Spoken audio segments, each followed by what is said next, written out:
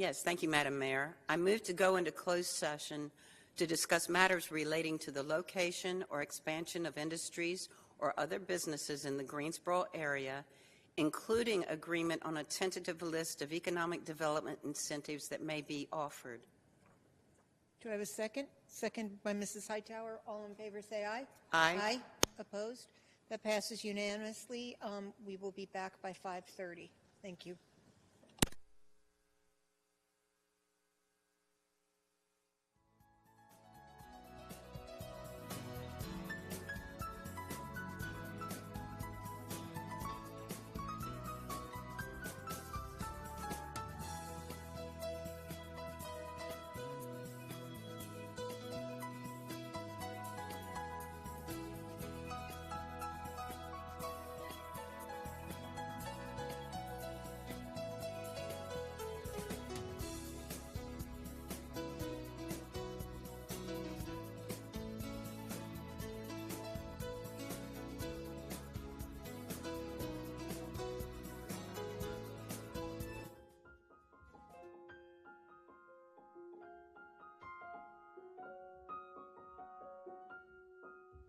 So I grew up in Richmond County, specifically Ellerbe, North Carolina, and I started looking for colleges and fell in love with UNC Greensboro, and I just kind of stayed here, did my BA in History and Archaeology, stayed for my master's in History with the concentration in Museum Studies, went back home for a little while, and just missed Greensboro. I missed doing research and the museums in the area, and so I decided to come back here. And I was very lucky to get the job at the Greensboro History Museum as the public programs coordinator.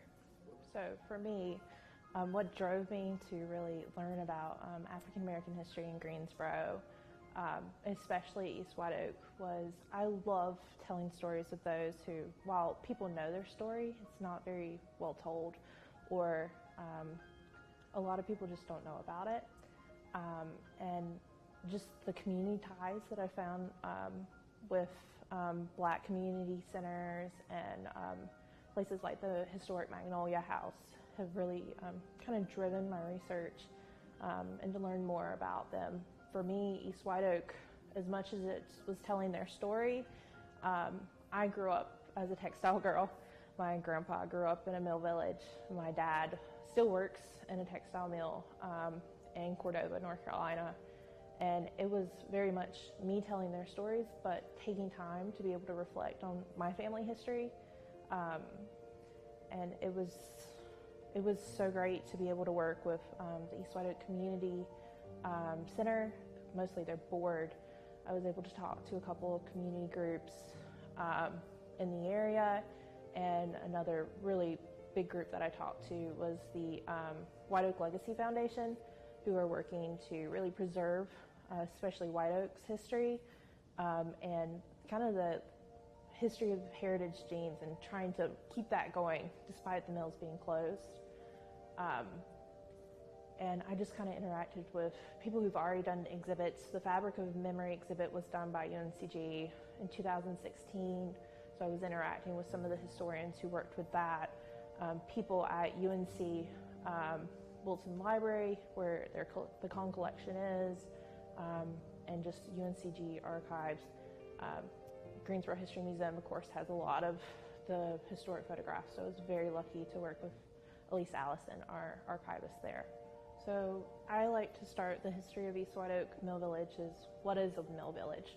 Well, Mill Village is kind of like its own little company-sponsored town that has a school, a YMCA, a church, company store, which East White Oak did not have. They actually had a private grocery that was down the road from them. They had their own baseball fields. The Collins specifically had their own dairy where their workers would not get typhoid or any type of diseases from milk that wasn't processed correctly. And these mill villages were a way for communities to grow, and mill workers who are moving from rural areas or other parts of the city to really grow in an area, create a community, and really something for East White Oak was getting a great education. I found a quote that kind of sums up their story. in the smallest of ways. When Reverend Joseph Duke was asked to describe what it was like growing up in East White Oak, he said, it's a close-knit community. Everybody knew everybody because we went to school together. We were raised together, and the only things that tore us apart was that war broke out, and everybody went their different ways. We're not really sure when East White Oak started. Most people put the date as 1916 when the school opened, but the plans for East White Oak were much earlier, linking all the way back to the White Oak Mill when it was created in 1905 by the Cone brothers. Who are the Cone brothers? So you have Moses and Caesar Cone. They moved to Greensboro in about 1889, and they decide that they're going to build this kind of chain from the fields to the manufacturer to the buyer. And they create their first mill, a denim factory that was just around the corner from here at McHorton Library. And it was called Proximity because it's proximity to the cotton fields. And Greensboro, of course, was really big because we had the railroads. And so you're able to pull things in quickly from the fields and immediately get them out to places like Chicago or New York, which was amazing for the time period in the industry. They will go on to work with the Sternberger family, which is a Jewish family just like the Cones. They build a flannel company called Revolution, and then, of course, White Oak would come later. It's the biggest and innovative of its time in 1905, and each one of those mills have their own mill villages. And each one of the mills has their own corporation or companies. So you have the Proximity Company, the Revolution Company, and the White Oak Company. And they all kind of are under the bigger umbrella of the Cone Mills Corporation, which is very confusing because sometimes the blurred lines of the Cone family themselves and the Cone Mills Corporation, because the Cones stay in power all the way up until after World War II before they start having others outside the family take over certain aspects. At the turn of the 20th century, the success of the Cone Mills Corporation, especially for the owners, Caesar and Moses Cones, they saw that they were getting lots of black workers into their mills, which means that they needed a community, which unfortunately was segregated at the time, for their black workers. And so in 1905, as part of their White Oak mill construction program, which was innovative for its time period, they added East White Oak, which this was part of some of the planning there. Segregation and anything related to Jim Crow is very interesting when you're looking at mill villages, because everything in the mill village is there. So the children, it was very insular. So the children really didn't go outside of their community. And so when they weren't going outside, if they weren't going to downtown Greensboro or to the other mill villages, they weren't interacting with Jim Crow at all.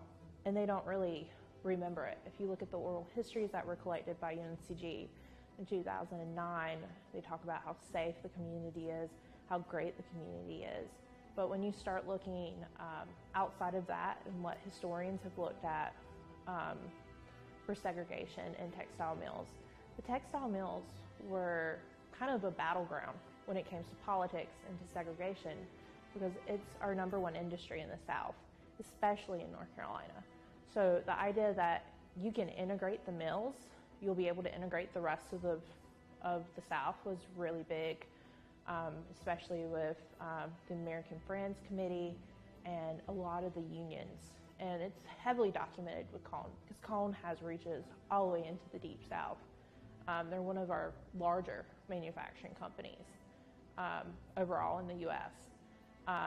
And so they did interact with it in terms of, were you able to get a good job? Were you able to get a high-paying job or a skilled job?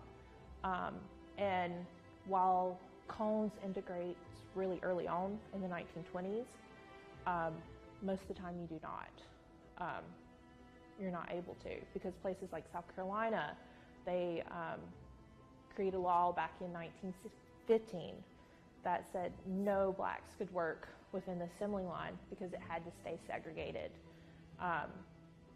And so you see a lot of people taking on the harder paying jobs as truckers, as boilermen, as openers, or shipping people, or working in the mill villages. For women, most black women were not able to enter into a mill as a worker until the late 1950s. And they would work as domestic servants in the other communities.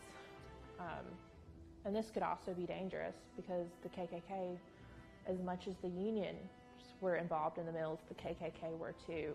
And there's documentation that outside of White Oak, the KKK would hand out pamphlets. I found reference to a burning of a cross in East White Oak. And so while it was dangerous, they also kind of had their own little world when they were in their community because it was safe and they could really interact and talk about politics and build their businesses in a way you really couldn't do in other parts of Greensboro. I'm not really sure in terms of what were the wages exactly, but it really depended on where were you in the mill, and they often were not allowed to have leadership jobs. So black men would have lesser pay than that of a white woman or a white male. And if you were comparing it to the rest of the state, maybe a white child, because there's lots of child labor within the textile mills, especially in the 1910s, as we're starting to get child labor laws. So if you walk into East White Oak Community Center, it's still very much in the bare bones of what it was during when it was a school. We've got three large rooms.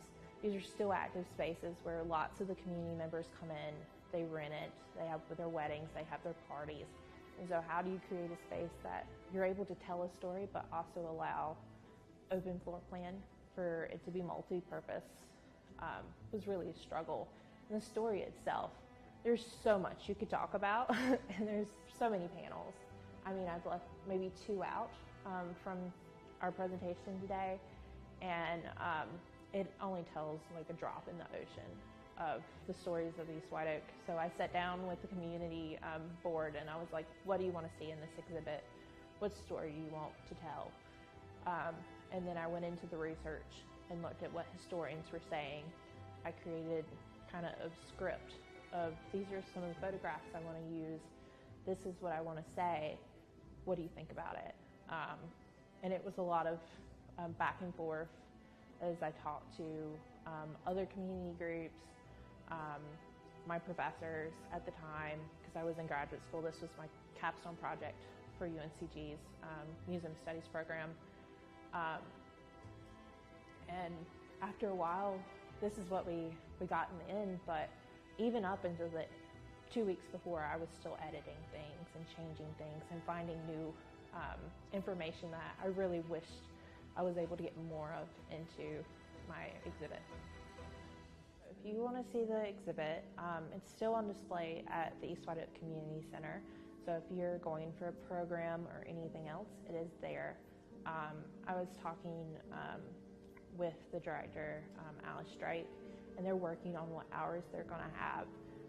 And right now they're also working on a traveling trunk of portions of the exhibit to go out to libraries and schools and other community groups. So there's many chances to be able to see it coming up. Reach out to her, especially if you have something that you really want to do with it or you just want to see it. And if you wanted to see other things about the Mill Village and you do not have access to my exhibit, I highly suggest going to Revolution Mill, to the Fabric of Memory exhibit there, as well as the Greensboro History Museum, because of course in our Voices of the City, we highlight the denim capital, and we tell many of the stories of not only East White Oak, but the other mill villages under the Calm Mills Corporation. So for those who want to uplift a community that's not their own and really make it an American story, just get out there. Don't be afraid to start talking to people. Make sure the people in that community's voices are really being highlighted, that they get a say in what you're doing. But make sure that you're finding connections that everybody have. This idea of a close-knit community, taking care of each other, growing, overcoming adversity, are all very much themes of all communities. And if we're looking at East White Oak textiles communities, that's pretty much the turn of the 20th century, especially for the South, especially for North Carolina. Most of your cities were built out of textile communities, or our small towns are textile communities that have been kind of wiped away, that most kids wouldn't realize they're living in. And just really talk to the people around you, bring their stories to the table and say, hey, I heard about this. Have you ever heard this story before? Did you know that this place was part of this history? And just get others excited about it as much as you're excited about it. And be okay with getting out of your comfort zone and being uncomfortable, because being able to tell somebody else's history, especially one that has lots of challenges like segregation that you don't really have a connection to, it's a lot, and it's a lot to process. Be okay with that. Take your time, process it, make sure everything you're doing is really what that community wants, and just enjoy what you're doing. Where can we learn more about Tightly Woven East White Oak exhibit? Well, join East White Oak Community Center's Facebook group. In terms of East White Oak itself, come by the museum, go by the Fabric of Memory exhibit. One of my favorite books about Black workers in Greensboro. It was kind of the Southeast overall, but they really focus on the Calm family and the Calm Mills, is Hiring the Black Worker by Timothy Machen. And these are really great sources to learn more overall.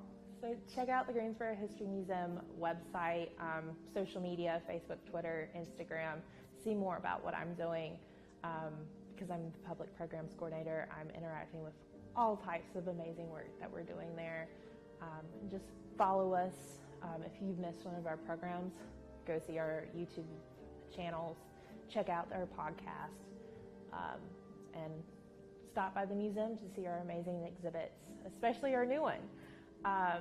And just watch out, we have a lot coming up, and a lot of amazing things we're working on.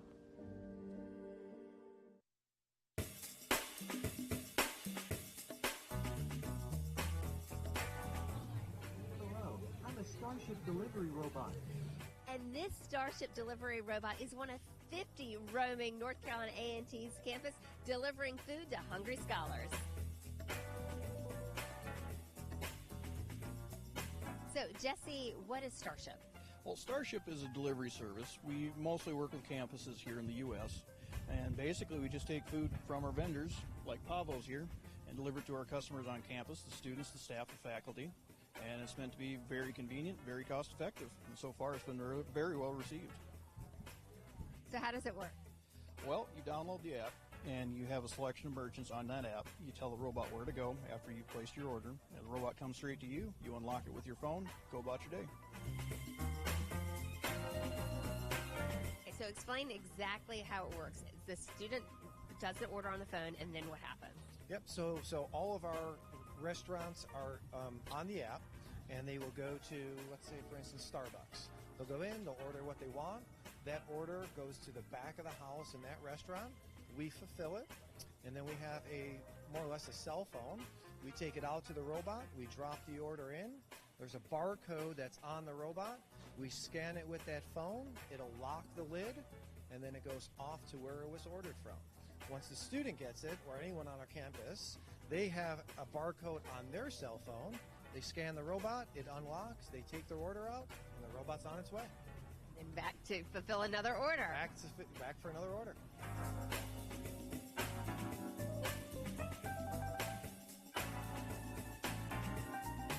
Okay, so how has it been working? Oh my God, they love it. We love it. It's been great. Students are some students are doing like 2 and 3 orders in the same day. Faculty and staff are not leaving their office for lunch. They're using the robots to do orders. So it's been very popular. They love it. There's no delivery fee. There's no transaction fees or so. So it's just whatever the purchase they make, that's all they pay. And it's very convenient. Have you used it? Absolutely, yes. Now, Now, Starship, North Carolina A&T, and the City of Greensboro are working together to expand deliveries to students living off campus. So tell me how you started to work with A&T and Starship. Starship contacted us for the ability for the robots to cross Lindsay and Sullivan. So we looked at that, and that intersection has PED signals, and it's only activated by PED push buttons. But Starship they informed us that if the PED signal would come up, that the robot could cross the street. So we done some pre-programming on our controllers and allowed the PED signal to come up every cycle so that the robots would have a chance to cross. So the robots can actually see the walk signal. Correct. That is pretty cool.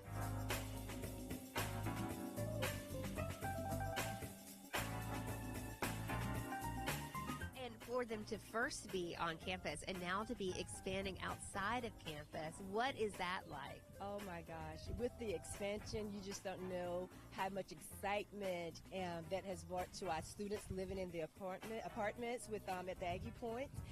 They are looking forward to it because one of the things the students say, oh, okay, if you're on campus, you get more advantages and you have more opportunities for things. So what we're doing is bringing it to them, and they're going to enjoy it. They're going to love it.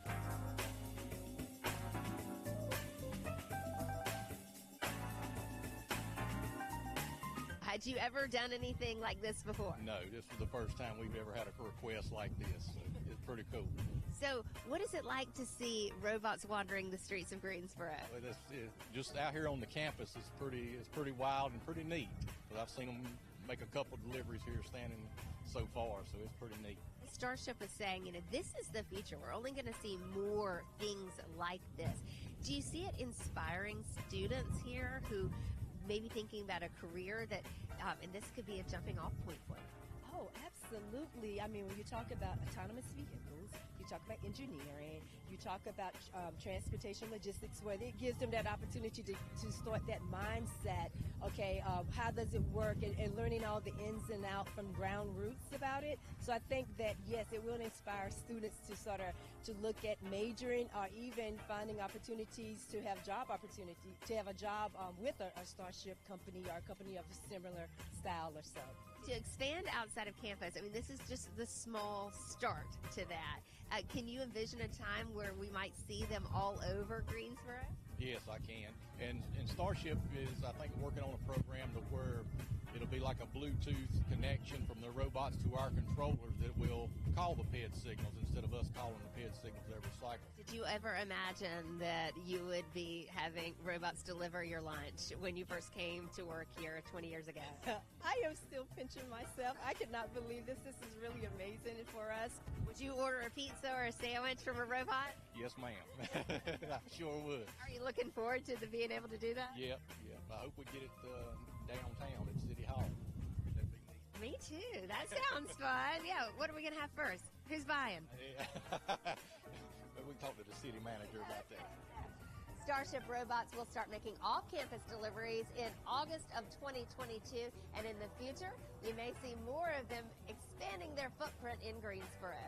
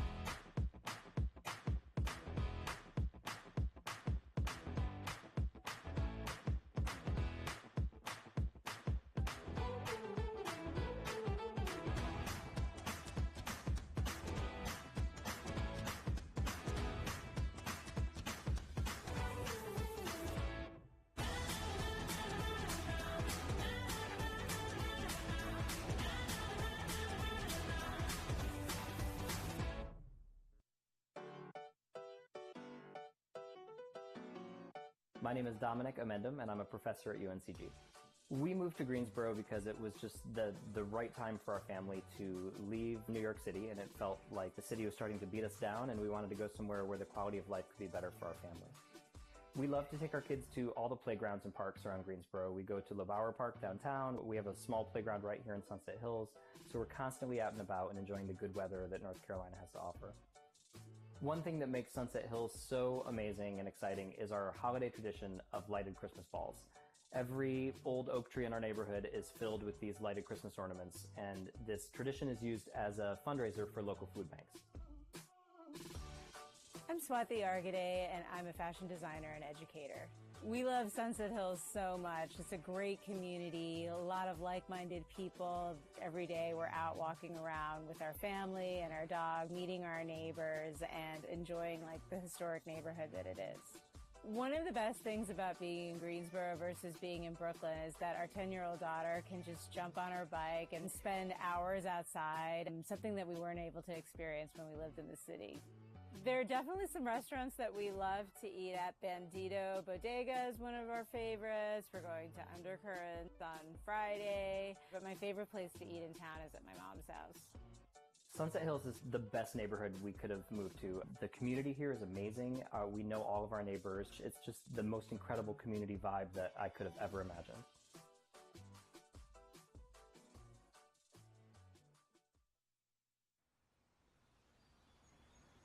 Litter has become an eyesore in Greensboro.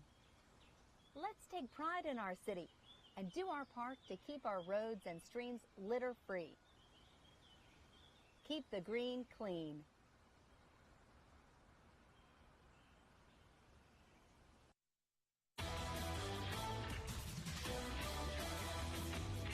Welcome back to WDOG News. I'm Ron Barkandy. While each and every one of us loves our outside time, it's important that our humans know how to take care of us. Because, let's face it, there is just too much to lick, see, and sniff for us to pay attention to our safety. Am I right? Am I right? Let's go right into the field with our reporter Veronica Lickingstone for the sniff on how to make sure your human is trail ready. Veronica? Thanks, Ron. We all love our humans, but they just don't see the world the same way we do. Make sure your human knows how to keep you safe when you're out and about on the trails. Squirrel, what was that? Humans only chase things when they have to, but we love to chase everything. It's so much fun, but it can be dangerous if we're off our leash. Plus, if we're not on a leash, we'll chase humans that don't know us, and that scares them. And no dog likes a scared human. You're right there, Veronica. Scared humans are no good to any dog. And nothing scares a human like meeting a dog they don't know, off-leash, in the woods, alone. And if you have your little humans with you, things can get real bad real fast. Worse than a pack of Georgia fleas on a Shih Tzu. Am I right? Okay. Actually, Ron, the only thing worse is when you are leashed with your human and you meet a strange dog off-leash. How awkward is that? What are you going to do? I mean, if that strange dog is mean, what in the dog park are you going to do? Exactly, Ron. And we all know we need our human to leash us in the parking lot. Because I will ride in anything. You know, any chance to flop my tongue in the wind, I'm there. Of course, if it's not my human, I'm a doggoner. Ha ha ha ha ha. You sure are, Veronica. And let's not forget, when you gotta go, you gotta go. And if you're not on a leash, your human will be the last one to find it. Our humans have to take care of that business once we're done with ours. Am I right? Am I right? Oh, Ron, you're so disgusting. Bottom bone, every dog needs to be leashed. It's safe, it's smart, and it's the law. Back to you, Ron. Thanks, Veronica. Let's all make sure our humans have us leashed for everyone's peace of mind. Coming up next, cats. What exactly is their problem?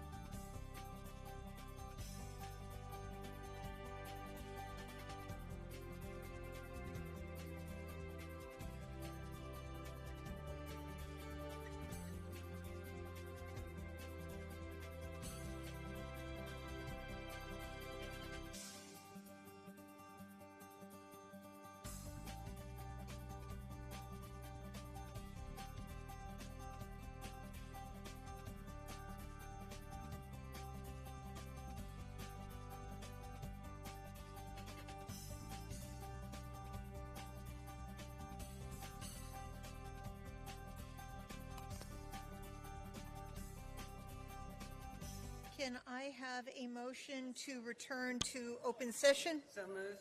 Moved by Mary Kay. Seconded by Mr. Holston. All in favor say aye. Aye. Opposed? And that passes 8-0. Can we have a motion to excuse Zach? So moved. Moved by Mayor Pro Tem, seconded by Mary Kay. All in favor say aye. Aye. Opposed? He is dismissed. We are in the Katie Dorset Council Chamber. People wishing to speak must sign up by 6 p.m. by using the Q-Minder kiosk just outside the council door. Please see the courier for assistance. Please let the record reflect that all members are in attendance except for Mr. Matheny. Please silence any electronic devices. If you must make or receive a phone call, kindly do so from outside the chamber. We will begin tonight's meeting with a moment of silence, and if we could keep the family of the 2 young children who died in a recent fire and their mother as she is recovering, if we could keep that family and our fire department in our thoughts.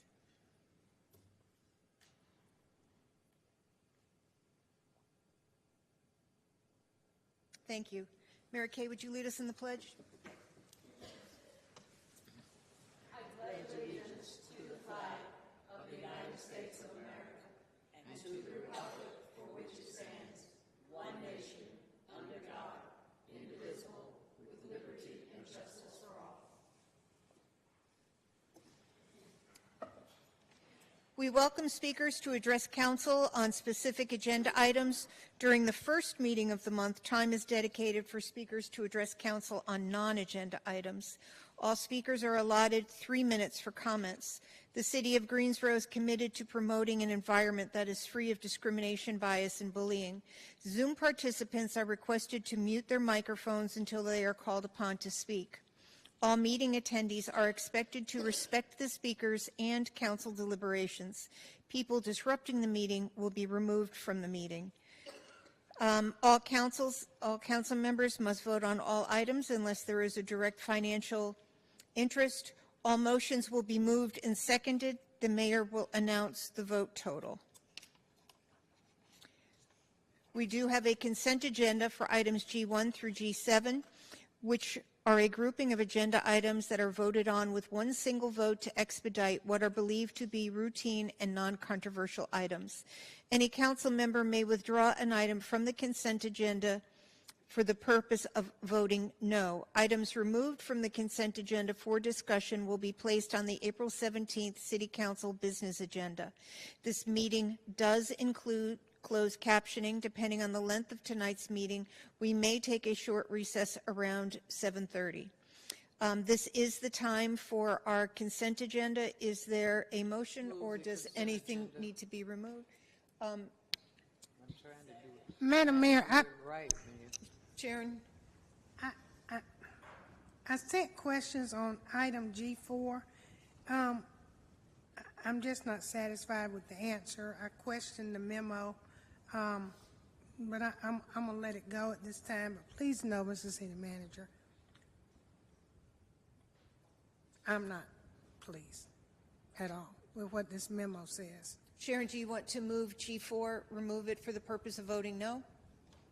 I'm not. It's a WBE, so I'm not going to vote no.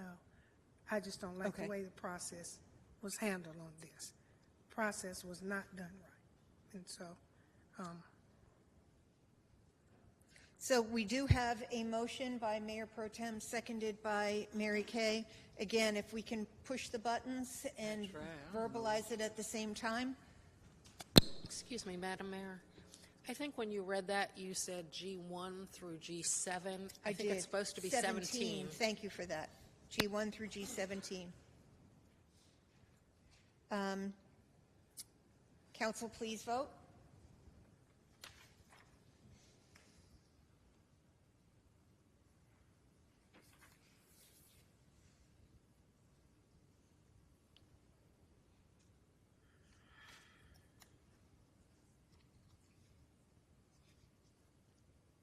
And that passes 8-0. We now move to the public hearing portion of our agenda. Item H1 H2 and H3 will be read together. Item H1 is a public hearing for an ordinance annexing territory into the corporate limits for the property located at 511 Callumdale Road and a portion of Callumdale Road right-of-way, 5.64 acres, Rural Housing Developers, North Carolina, LLC.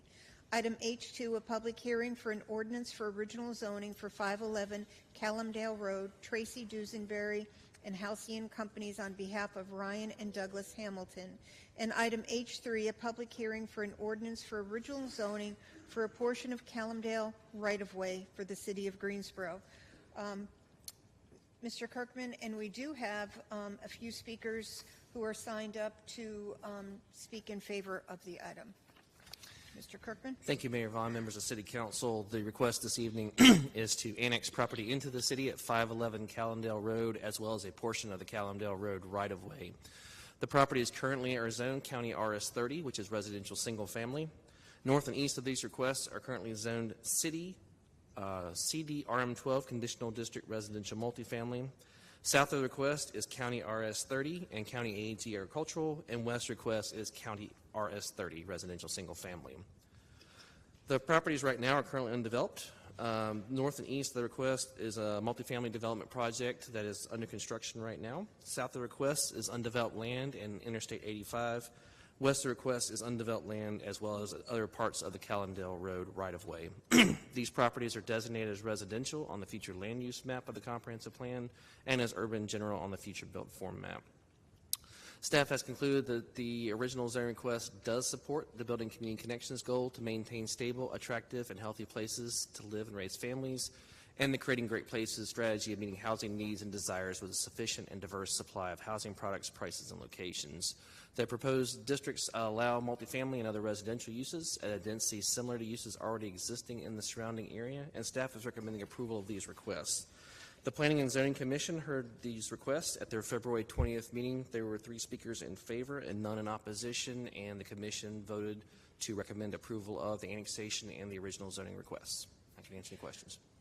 Thank you. On rezonings, each side has a total of 15 minutes with a 5-minute rebuttal. We do have 3 individuals signed up to speak in favor. Ms. MacGyver? Followed by Max Sims, followed by Tracy Tate, and they are on Zoom.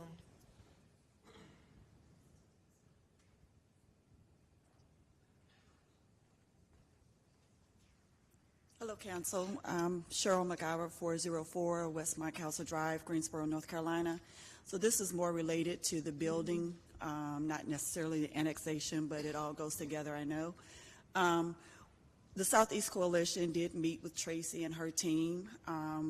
She was very gracious in postponing her original zoning to meet with us. We were able to add some conditions there. Our concern was mainly density because it is at a dead-end road. Our other concern is this is going to be a senior living facility, which is surrounded by other affordable different types of housing. And so in order to keep our seniors safe and able to use the amenities that have been put forth without interruption from other communities, we asked for fencing. They did bring that to the table. You asked for what? I'm sorry. Fencing. Mm-hmm. They did bring that to the table. They did add that to the condition. So with that, we do accept and we are on board with this community. Thank you. Okay. I appreciate the way that your coalition works with the developers. Thank you. We thank them for working with us. And Cheryl, I think one quick question. There is you all have talked about a community use agreement, which I think you all are still going to be working on, even though it doesn't necessarily pertain to the zoning piece, but I think it's critical in how you all work together, knowing that agreement is out there for working out some other issues. Yes, thank you so much for bringing that up. We are still working on a community use agreement or benefit agreement, which will put some other guidelines that don't necessarily work for zoning conditions into the community to make sure that, again, those seniors are safe and are well taken care of in their amenities and things like that. So, thank you. Any other questions?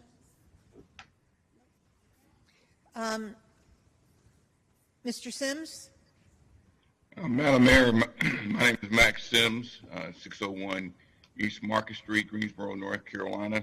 We had an opportunity to speak with the developer a couple of occasions and review their plans. We think this is an ideal initiative for East Greensboro. Certainly it is much needed housing, particularly senior housing. It comes with amenities that we would recommend for senior housing, and I think it will add to the value of our community. And we certainly believe that the management of this development will be superior to most, and we wholly support that as a new investment in East Greensboro.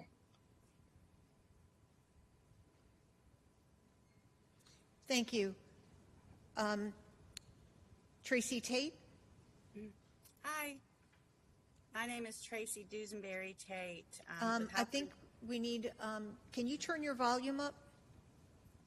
We can hear you, just not well. I believe it is turned all the way up. Let me try to get a little closer here. May not be a pretty picture, but I'll get as close as possible to the screen. Let's see. Okay. Yeah, it's all the way up. Sorry about that. I'll try to talk louder. My name is Tracy Dusenberry Tate. I'm with Halcon Companies. I'm here representing the developers of the community. And as Cheryl and Mr. Sims mentioned, we did have an opportunity to meet with the community. We had 2 meetings. We had a in-person and a virtual meeting. And we were able to talk to them about the experience that our development team has in doing over 5,000 units in 9 states, with 22 developments in North Carolina previously. We also worked with the community about some of their concerns, which are primarily regarding the safety of the seniors and the maintenance of the property. We did put up some of the conditions on the planning board rezoning, and that was approved. We are still willing to work with the community members on that community use agreement that Councilwoman Hightower mentioned. We do have 3 MWBE or MBE as part of the development team. We did recently also receive a third-party market study specifying the need for 853 units in this area. So we know that there is a severe need, and we're hoping that we can help with that. Let's see. Basically, we just urge your support because of the severe need for housing, and we will continue working with the community to help address their needs. If you have any questions, please let me know. Thank you. Any questions for Ms. Tate? Can I have a motion to close the public? Well, one other question. I think you mentioned 800 units. Were they all senior units that you were saying we're in need of? 800 units? Yes, those were actually for senior units. Okay. Mm-hmm. All right. Well, no, I do want to thank her for working with the community. When we talked and she agreed to postpone her first zoning meeting, I think it was critically important as we engage the community. And while they may not live on the property, they live around it and in the area, and that's just as important to ensure that the neighbors that they have in the community remain safe. We did meet with seniors, and so seniors were able to weigh in here. So a lot of things we heard as they talked about how they wanted to live as they got older and the types of amenities they would like to, see on the property. And I think that's important. So I do appreciate her being willing to sit down with the community and work this out. I look forward to this product being tantamount to what we need in this community for housing. I think it's going to address a missing piece of housing. We talk a lot around affordable housing, but we tend to not talk about our seniors. And we don't talk about our veterans as well, as much as we tend to talk about some other categories. So I appreciate bringing this to District 1. I think it will add to the area. So thank you. Thank you. Mr. Holston? Yes, thank you, Madam Mayor. I also live in this same community. It's kind of a rock's throw from my home. Having spent some time with the Planning and Zoning Commission, spent some time with the Southeast Greensboro Coalition, understanding that there's a real desire, a real need for diverse housing in District 1 in this community, and this project brings that to the table. It's senior living. I really appreciate the work that Tracy did with the community. I attended several of the community meetings, and it was a real give and take. It wasn't a tug and struggle. It was ideation. It was folks trying to work together to build a good project, and I know that they've built a good project, and I am firmly in support of it and am looking for more. Thank you. So, second. Thought we did that. All in favor, say aye. Aye. Move item H1. Second. I cannot find where I So put. now you can. Oh, I moved. So moved by Mayor Pro Tem, seconded by Mrs. Hightower. I thought Are you on the vote screen? Okay. now I am.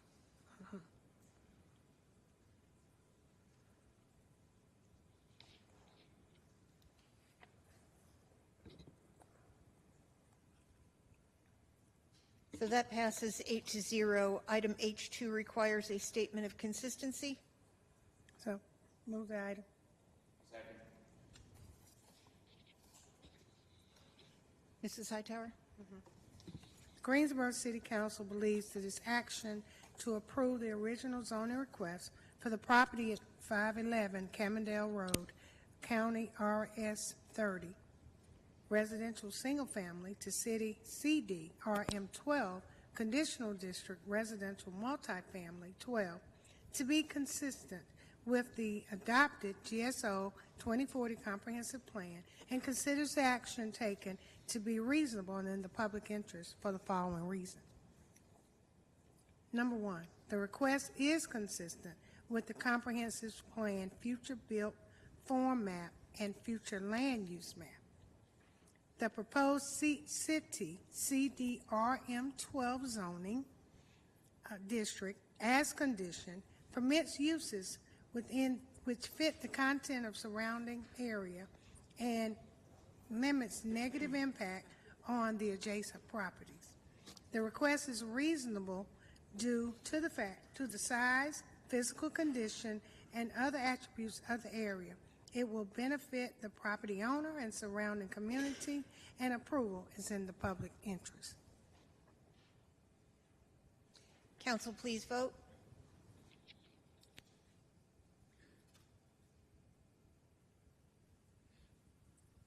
That passes 8-0. Item H3 also requires a statement of consistency. Second. That has been moved and seconded. Mr. Holston? Yes.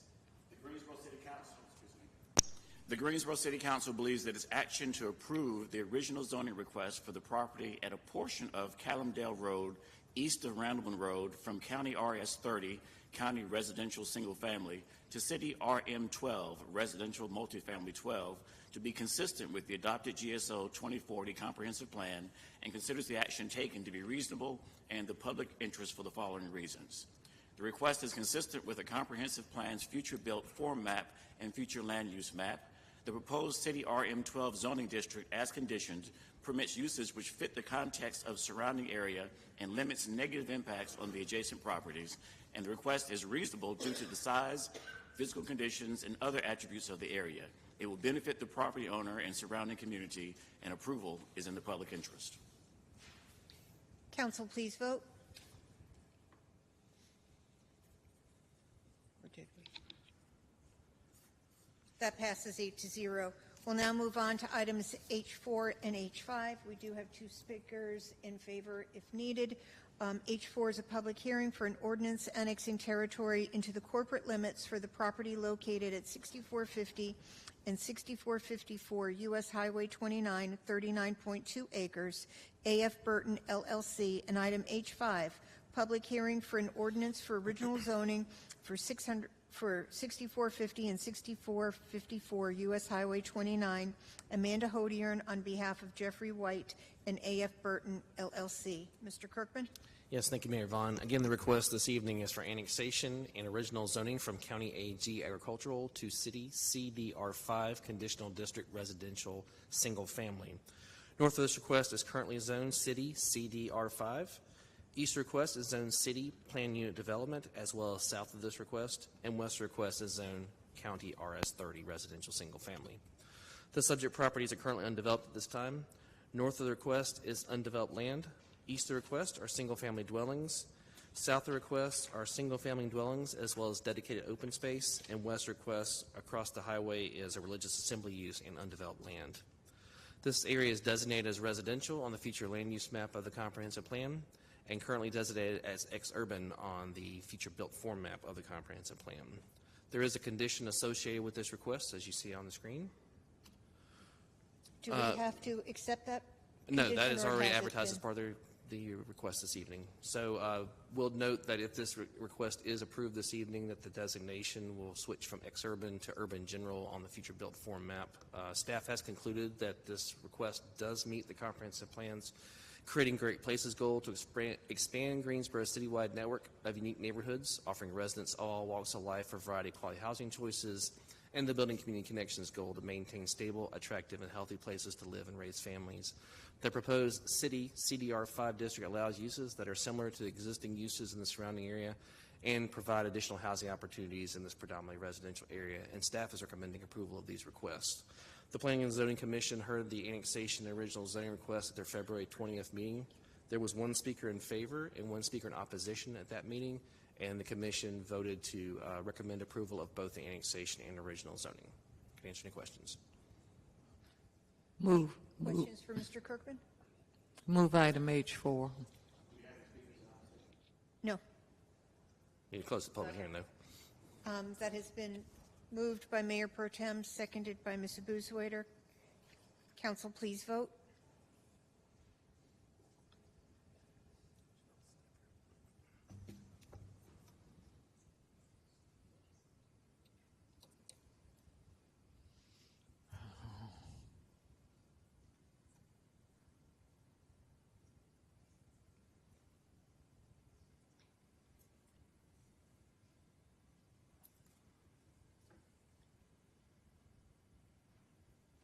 That passes 8-0. Item H5 requires a statement of consistency. Madam Mayor, before you approve H5, there is a typo in the agenda report, so before that's read into the minutes, I just need to make note of that. When I was reading it, it references Liberty Road, and Liberty Road is not out this way, so it references, so that should be corrected. So I don't know if you need to correct it before we approve it or just make sure we make a note of it so that it doesn't go in the record wrong. And that was for the first item, H4 and 5? For H5. H5. And it's in the agenda report. So it says Mr. City Attorney? It says 6450 and 6454. You can fix it at any point. You can fix it now. Liberty Road. Well, the agenda, it says U.S. Highway 29. Right. But, It's in the purpose further down. I see what you're talking about. So I Right. apologize for that error. But the statement to be read will cover that. to We'll make sure. cover that. Okay. I just want to make sure we don't have any. And that was moved by Dr. Wells and seconded by Mrs. Abuzwaiter. Statement of consistency, please. Greensboro City Council believes that its actions to approve the original zoning request for the properties at 6450 and 6454 U.S. Highway 29 from County AG Agricultural to CDR5 Conditional District Residential Single Family 5 to be consistent with the adopted GSO 2040 Comprehensive Plan and considers the action taken to be reasonable and in the public interest for the following reasons. The request is consistent with the Comprehensive Plan's future build form map and future land use map. The proposed city CDR5 zoning district, as conditioned, permits use which fits the context of surrounding area and limits negative impacts on the adjacent properties. The request is reasonable due to the size, physical conditions, and other attributes of the area. It will benefit the property owner and surrounding community, and approval is in the public interest. So that has been moved and seconded. Council, please vote. And that passes 8-0. Item H6 and H7 will be read together. Item H6 is a public hearing for an ordinance annexing territory into the corporate limits for the property located at 9064 West Market Street, 4.07 acres, Black Cobra Building Supplies, LLC. And item H7, public hearing for an ordinance for original zoning for 9064 West Market Street, James Alex Hale for John Castro of Black Cobra Building Supplies, LLC. We do have two speakers in favor of these items. Mr. Kirkman? Yes, thank you, Mayor Vaughn. Again, the request is for annexation and original zoning from County AG Agricultural to City LI Light Industrial. North and east of the subject property is currently zoned County AG.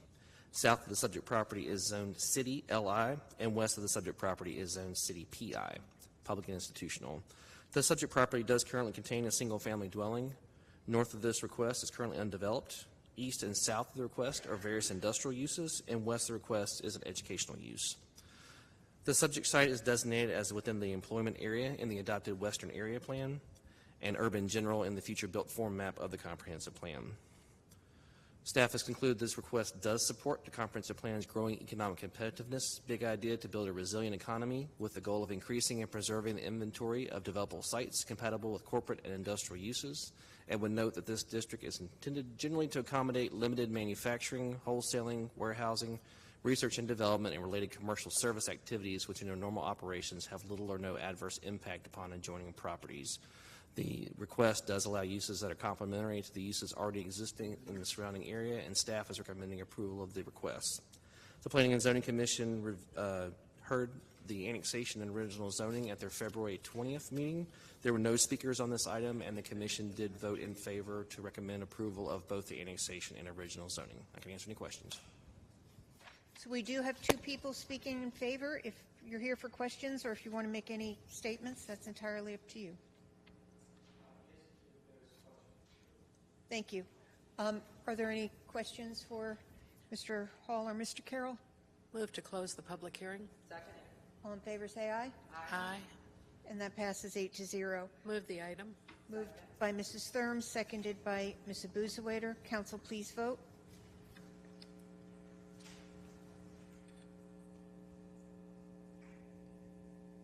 And that passes 8-0. Item H7 requires a statement of consistency. Move the item. Second. Moved by Mrs. Thurm, seconded by Ms. Abuzawader. The Greensboro City Council believes that its action to approve the original zoning request for the property at 9064 West Market Street from County AG Agricultural to City LI Light Industrial to be consistent with the adopted GSO 2040 Comprehensive Plan, and considers the action taken to be reasonable and in the public interest for the following reasons. The request is consistent with the comprehensive plan's future built form map and future land use map. The proposed City LI zoning district permits uses which fit the context of surrounding area and limits negative impacts on the adjacent properties. The request, excuse me, the request is reasonable due to the size, physical conditions, and other attributes of the area. It will benefit the property owner and surrounding community, and approval is in the public interest. Council, please vote. And that passes 8-0. Thank you very much. Now we move on to the general business portion of our agenda. Item I-1 is a resolution to approve contract for $460,000 to Reading Connections for transformative jobs training. We do have two speakers on Zoom to speak in favor of this. Second. Second. Mr. Second. Bolton, followed by Lisa Eskew. Mayor, if I may, I think those two speakers are here only to respond to questions from council. Oh, Okay. I seconded. All right, Mary Kay. so there is a motion by Mary Kay. Ms. Abuzawader, seconded by Mrs. Johnson on I-1. Council, please vote. They just said they were here for questions.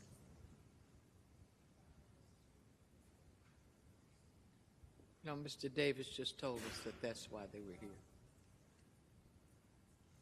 And that passes 8-0. Do we have a motion on, that takes care of the whole thing. I-1. Thank you. I just want to say, I think Reading Connections is a great organization.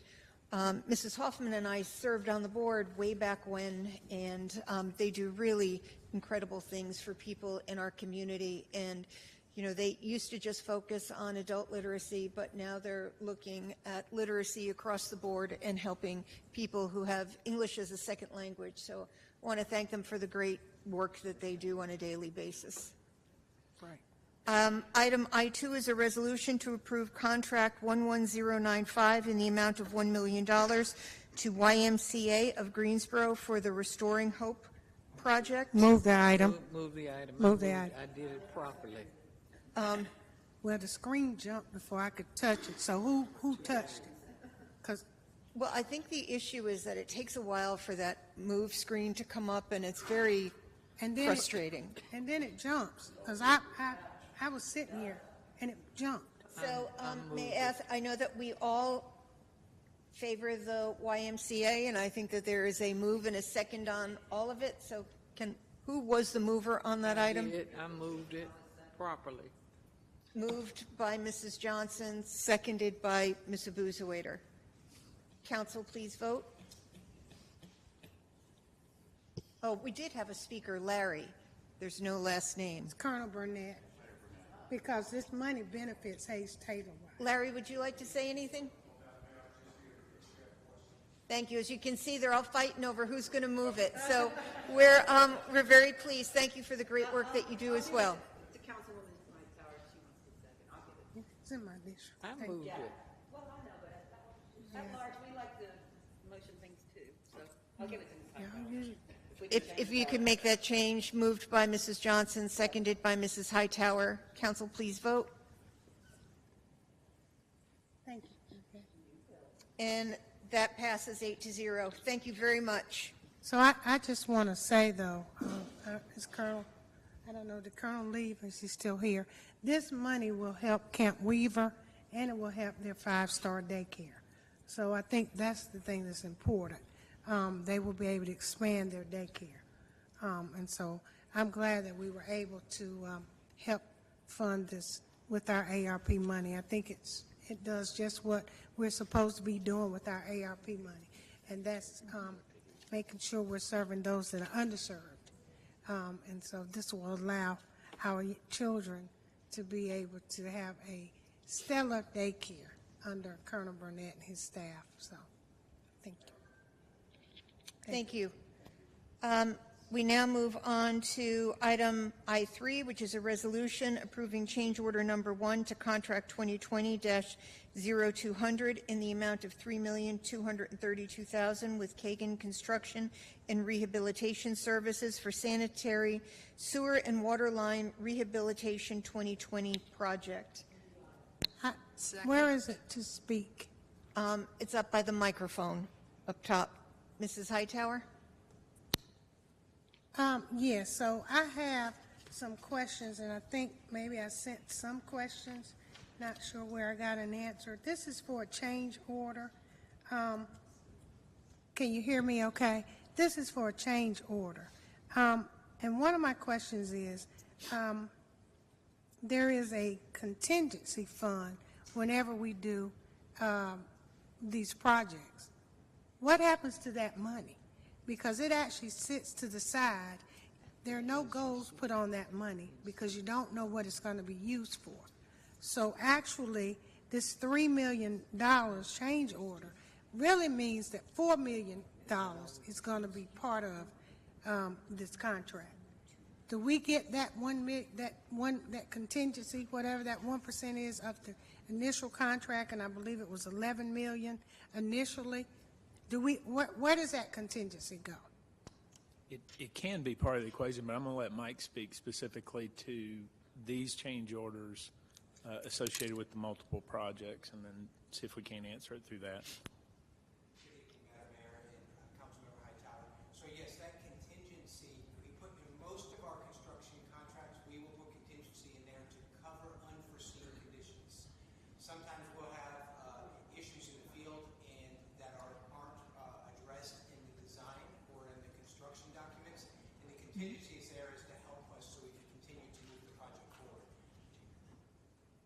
So what I read was that we did have some unforeseen things. I think there was some hard rock in a couple of places that you had to do, but you also had to change the water line, the way that water was going in a certain area. So that changed as well. Correct. So would that 1 million then not be factored into this change amount? Rather than it being 3 million, it would be 2 million?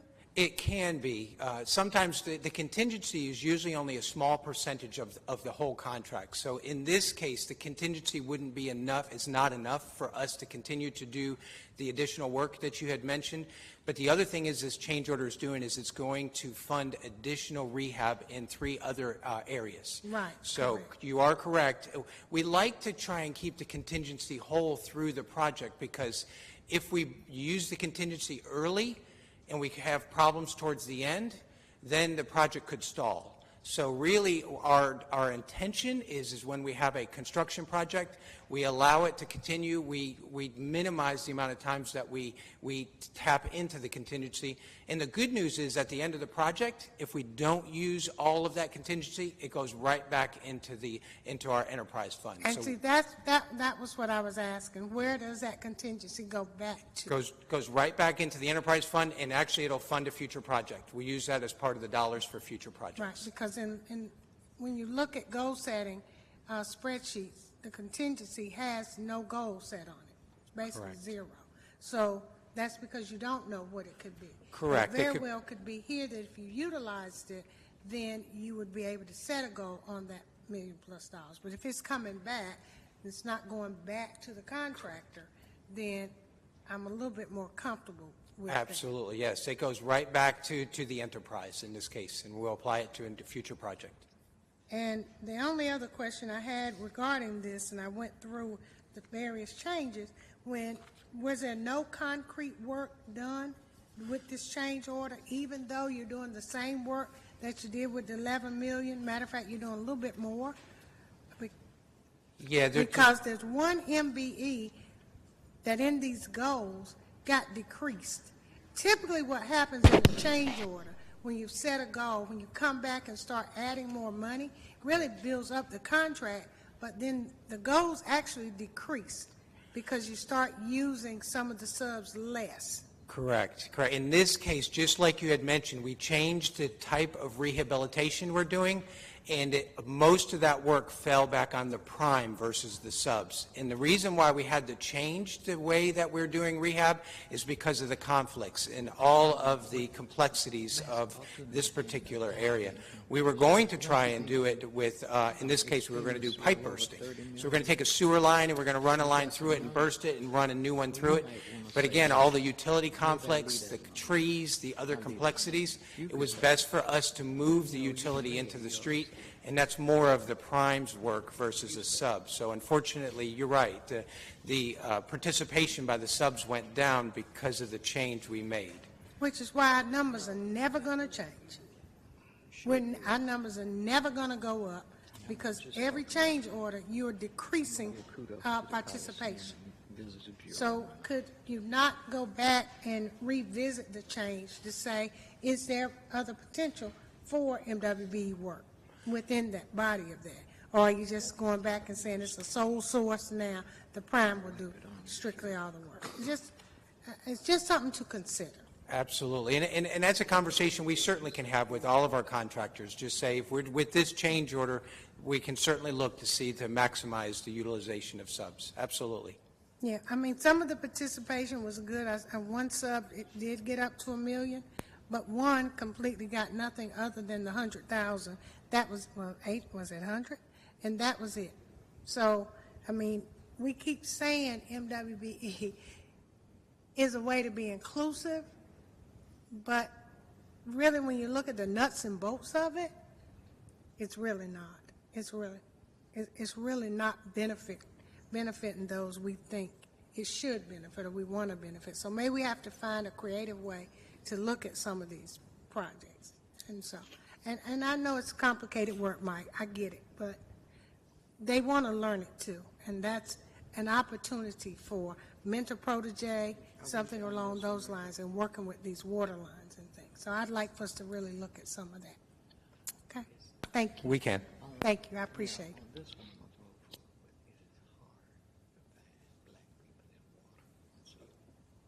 So, any other comments on this item?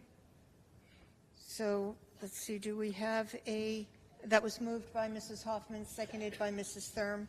Council, please vote.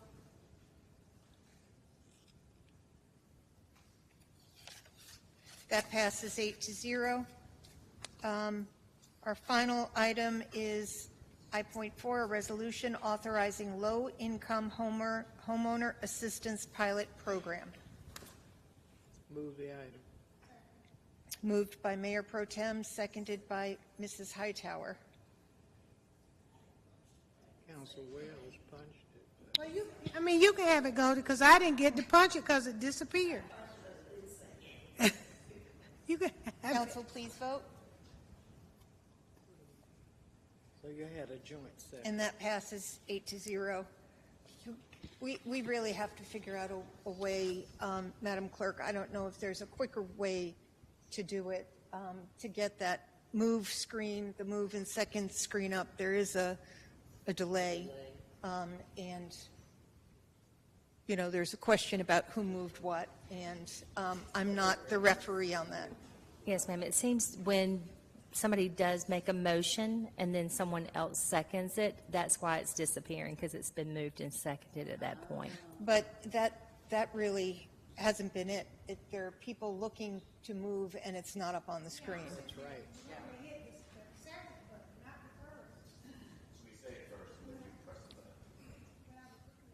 But you've got to wait for that to be up on the screen, which is there's the delay in it coming to the screen. And I don't know if there's something that you can get. I know that you said that there's a transition from taking the minutes and putting the, I don't know if you could have somebody else maybe putting the vote screen up. We can look into that, Madam Mayor. Okay. Yeah, because I don't want to be referee on who pushes what button and who talks People louder. being mad at you. Yeah. So that is the end of our printed agenda. We are going to have a new item on our agenda, but in the future it will be at the beginning of the agenda, and that will be the city manager's report. So, Mr. City Manager. Thank you, Mayor. The reason for that is there are some items that need to come before you that don't necessarily fall into a project category, but they just need some presentation, maybe from members of the community or even staff. For example, last week we had a conversation between Cone Health and Dr. Wells, Ms. Hightower, and the council, and hosting, which talks about health disparity in the city. I think that's a conversation that council should be able to have someone come speak to for 5 minutes or 10, rather than asking them to wait until the end of the meeting. We will not use it all the time. It's just going to be when there's something that needs to come before you that we want them to be spoken to or to be addressed earlier on rather than later on. So that's the reason for making that change. Thank you.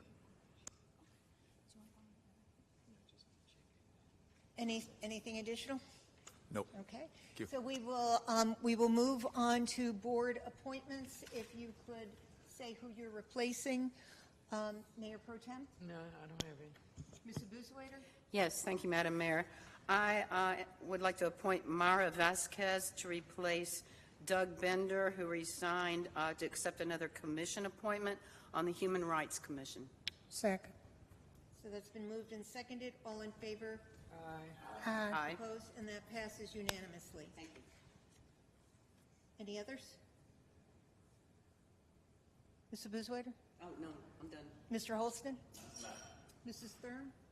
Are you there? Mrs. Hoffman? Dr. Wells? Mrs. Hightower? No, no. Okay, those are all our boards and commissions. Council comments? Mayor Pro Tem? I'd just like to give kudos to, first of all, to the community of Greensboro and its people, but to the Coliseum, the Visitors Bureau, because we had a dynamite week with the ACC, 2 rounds of that with the women and the men, and the NCAA, 2 rounds of that, and the diving competition at the Aquatic Center. There was one more at the Aquatic Center. I can't remember right now, Mr. Manager. I'm looking at you because I thought maybe you might remember, but It was the D3 championship. D3 championship. I know we did extremely well.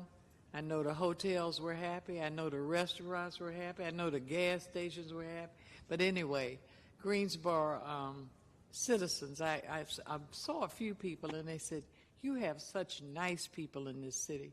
So thanks to the people of Greensboro as well for welcoming our guests to our city. And I went to the Tanger Center to see the Temptations.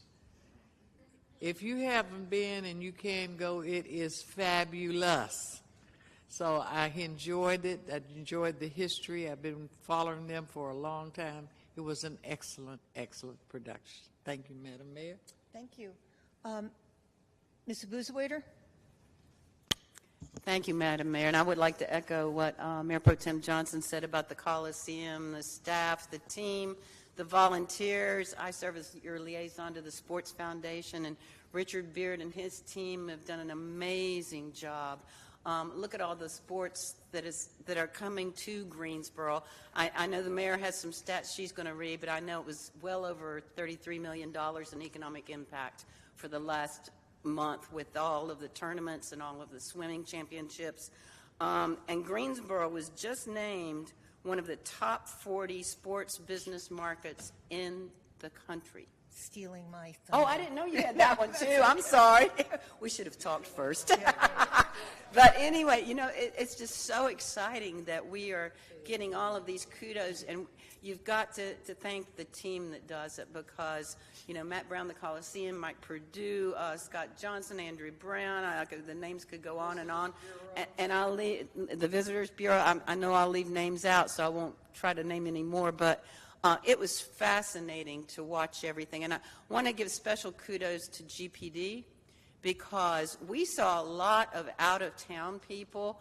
Was able to go to some of the games last week especially, and saw a lot of out-of-town people who commended not only the Coliseum, the staff, the vendors, and everyone else, but said that our GPD knew how to get traffic in and out. You didn't have to wait. Everything moved smoothly. So just, you know, thanks all around to everyone who had a hand in delivering the goods for Greensboro, because everybody was happy. The Coliseum was almost full every single time, and it was just beautiful to see. So thank you. I think the only other thing I know. So on February 21st, at my council comments, I had asked the city manager and Mr. Davis about what we were looking into for public safety compensation and benefits, because other municipalities were taking our people who we spend a lot of taxpayer money training, and then the day they graduate, they could go to another municipality for more pay. So I don't know, Mr. Manager, do you have any kind of update or anything from my question, or Mr. Davis, either one? I don't have any specific update for you outside of the fact that we are looking at this, but we're looking at this from 2 angles. What can we do now? So we're exploring those right now, at least prior to budget. What are the things we can do now? with regards to pay, with regards to incentives. And then the second approach is what can we bring to you prior to budget that can also be considered. So it's really about what we can do now and then what we can do as part of the budget. So we are having those conversations with our chiefs, unless ACM Davis has anything else to add to that. Thank you, Mr. Manager. I'll just reiterate and remind, we do have the public safety pay study underway. Our consultant is finishing up that work. We're looking forward to diving into it, hopefully in the next couple weeks, and being able to give council a briefing on where we stand in the market for all of our public safety jobs before we get into the budget discussions in earnest. Okay. All right, thank you. Thank you. I just hope we can get something moving rather quickly. We understand the sense of urgency, believe me. Okay, and thank you. and we're approaching it that way. I'm going to hop in, but I'll finish it off too. As Mary Kay mentioned about Greensboro being the 35th in the top best sports business cities, we are the only one in the top 35 who does not have a professional sports teams. And I think that says an awful lot about what we are able to do without NBA, hockey, baseball, soccer, and it really shows, I think, the great work that the City of Greensboro does. It was based on 1.6 billion data points and over 100 sports executives from across the country. And that's, I think, a really huge thing that we were able to do that without any sports teams. Regarding police pay, I did a mini pay study, and this is not just police. I would like to see us do something similar for all of our workers across the board. I think when we get numbers, there's really not a great understanding what that number means. So I just took a day and I pulled up the classified ads for Charlotte, Durham, Raleigh, Greensboro, High Point, Burlington, Winston-Salem, and the Sheriff's Office. And was able, so I have a list I'll give everybody. And it starts with the base pay, and that is just what an entry officer would make, not as they move up the ladder. But it also shows what different departments pay for higher education, military service, second language, salary increase after the academy, whether or not people have a take-home car, if they get money for a training officer, and differential pay. It also has a list of sign-on bonuses. This is the type of information that I would like to see when it comes to all of our positions. I was going to try to do it with water resources or field ops, and I wasn't sure that I was comparing one position to another when it came into entry level. But I have copies for all of council and obviously for staff. But you know, right now we've heard a lot about Burlington. Their base pay is $54,011, and ours is $46,367. You know, they are the highest paid out of all of those cities. But we also have to look at benefit packages and what can we do to up that entry when we have our neighbors who, you know, we have all sorts of employees that can go to neighboring cities. So I'll pass this out, but I would like to see something similar, especially in positions that we're having trouble filling. I briefly looked at, because they came up, it said police dispatchers, which would be our Guilford Metro 911. And the few that I saw, we are way behind in telecommunications, and I know that we're 19 positions down in 911. So from my perspective, when we're looking at the incoming budget that we've all talked about, how hard it is to recruit and retain employees, that really, along with the things that we spoke about at our strategy session, but we really have to make sure that our employees are paid accordingly, and that goes for all the departments. I would like to ask where we are on the take-home cars. I know that they were delayed because of supply chain issues. I think we got a total of 9. The first order was going to be 20. We should be entering our next phase. I would just like to hear where we are with take-home cars and what efforts have been made to secure additional vehicles. We did get a batch in. I can tell you that the delays were relevant to the manufacturer and some of the delays there, but we are trying to keep pace with adding a number of cars and the number that you all requested a few years back. I spoke with the chief a while back about how he's dividing those cars out as they come in.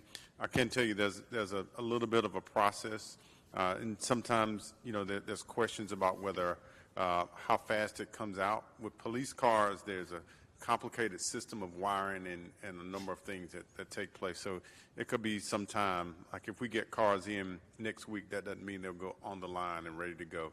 It may take some time, but we do have a batch in. When we give an update this week, I'll provide you all with the exact number and a view of how that's rolling out. Please don't take it the wrong way, but that's not a satisfactory answer. You know, we talked about phase 1, and I was told it was supply chain issues, and, you know, this was, we can't get into phase 2 and the rest of them, and, you know, if we were going to put in an order for 20 and we got 7 or 9, what can we do to get that difference and still have phase 2?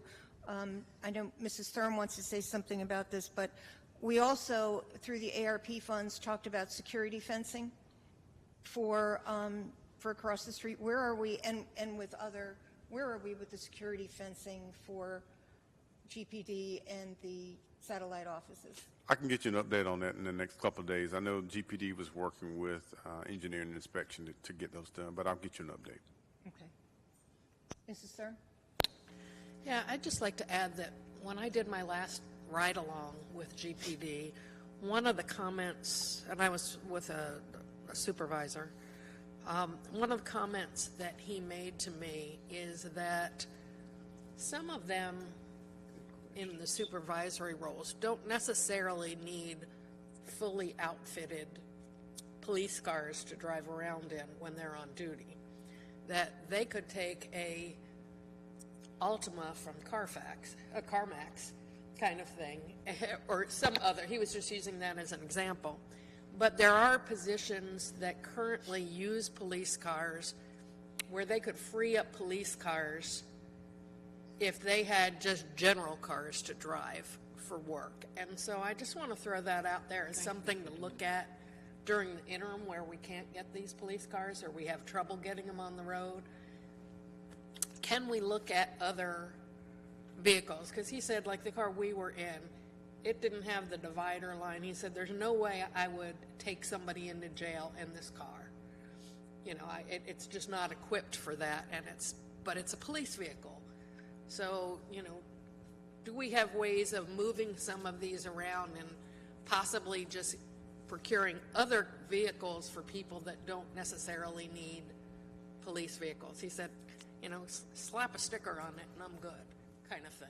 So I know it's more complicated than that, and I'm not trying to second guess what we're doing, but I would like us to look at all the options that might be out there. You know, even if we freed up 5 or 6 vehicles, you know, things would help. So thank you. Thank you. And I'll come back. Yeah, no, I think that's all very important. I had actually mentioned about the cars. Why can't we just go buy some cars and then give those up for the officers, the patrol officers? My only other comment was want to make sure that we think of all of those in our Muslim community who will be starting Ramadan, the month of fasting, on this Thursday. So keep everyone in your thoughts. They take the whole month to fast from sunup to sundown in order to find peace within themselves and to understand how those who do not have appropriate food feel towards the end of the day. So it's a very enlightening time for them. So thank you. Thank you. That was all. Mr. Holston? Thank you, Madam Mayor. I do have a couple of things. Since I didn't have anything the last time, I need about 30 or 45 minutes now.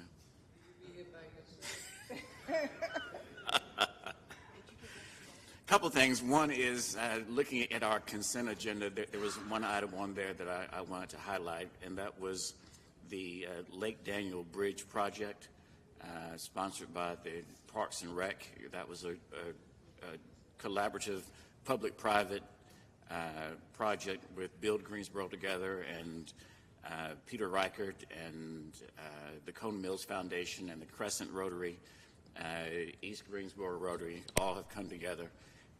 In addition to that, Lake Daniel Bridge have already completed the Peeler Recreation Center playground equipment, and also the Heath Park, the roadway, the track and the playground equipment. It's just important that we continue to push these public-private partnerships within our community, and I really want to thank Nasha McCray, Assistant City Manager Nasha McCray, and Parks and Rec, and Shauna Tillery for all the work that you all have done and put into that collaborative effort for our community. So thank you so very much. You also heard already about the ACC, the trifecta that was here, and also the Tanger Center. You heard about Ain't Too Proud, but there's also the Book of Mormon. There's a recent announcement about how terribly successful those events have been at Tanger, selling out tickets, bringing more and more eyeballs and more folks from the community into Greensboro. And I have to admit, I have to state this, that at the Ain't Too Proud, they had a special attendee. If that person wants to present him or herself, they can do such, but they had a really special attendee celebrating her birthday. I won't say the person's name, but I believe that her initials are Councilwoman Sharon Hightower. And she may have more to say about that, but it was just a special draw. The Tanger Center, the Coliseum, all the teams that are working at both of those are just doing a phenomenal job highlighting Greensboro. I also want to talk about, and Madam Mayor may be saying something about this a little later on, but we had the great opportunity to work, you may have seen the news about professional bull riding coming to Greensboro, and it's going to be launching on September 22nd. Madam Mayor and I had the opportunity to go out to the Jerome Davis Ranch in Archdale and see the professional bull riding combine. Yes, they have a combine, like the NFL combine, they have a combine. And no matter how much encouragement I gave, Madam Mayor would not get on that bull. But Madam Mayor was named an honorary Carolina Cowboy. That would be the name of the franchise here in Greensboro. And they also named an honorary bull after, and the bull's name is Mayor Green's Bull. So we're really excited. And he's a mean-looking rascal. But really excited about, again, even more economic development, even more diverse types of activities coming into our community, and very, very excited. Next is, this past weekend, the city manager and I had the great opportunity to attend the installation of President Kyle Farmby at Guilford College. It was a wonderful, wonderful ceremony, and City Manager Jai Wolbert did an absolutely wonderful job in his speech.